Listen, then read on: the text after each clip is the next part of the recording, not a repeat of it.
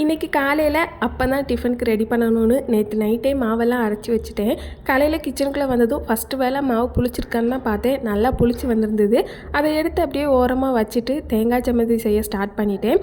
இந்த தேங்காய் சம்மந்தி வந்து எங்கள் வீட்டில் இருக்கும்போது எங்கள் அம்மா செஞ்சு கொடுப்பாங்க. அப்போத்துக்கு என்ன தான் வெரைட்டியான கறி வச்சுருந்தாலுமே காலையில் எழுந்திரிச்சதும் அம்மா எனக்கு இந்த தேங்காய் சம்மந்தி தான் அப்போத்துக்கு வேணும்னு சொல்லிடுவேன். ப்ரஷ் பண்ணிவிட்டு அதில் வேறு பசிக்குதுன்னு ரொம்ப அவசரப்படுத்துவேன். உடனே எங்கள் அம்மா கொஞ்சம் தேங்காவை எடுத்து அதில் போடுற அந்த உள்ளி 1-2 தோலுமாக தான் போட்டு செய்வாங்க. தோலை நல்லா க்ளீன் பண்ணிவிட்டு போடுமான்னு சொல்லுவேன். இருந்தாலும் அப்படியே போட்டு செய்வாங்க. ஆனால் அப்படி போட்டு செய்கிறது தான் அவ்வளோ ஒரு டேஸ்ட்டாக இருக்கும். ரொம்ப சிம்பிள் தான் இது பண்ணுறது. தேங்காய் கூட 5-6 சின்ன வெங்காயம் சேர்த்துக்கணும். காரத்துக்கு நான் மிளகாத்தூள் சேர்த்துருக்கேன். பச்சை மிளகாவும் சேர்த்துக்கலாம், வரமிளகாவும் சேர்த்துக்கலாம். கலர்ஃபுல்லாக இருக்குமே மிளகாய்த்தூள் சேர்த்துருக்கேன்.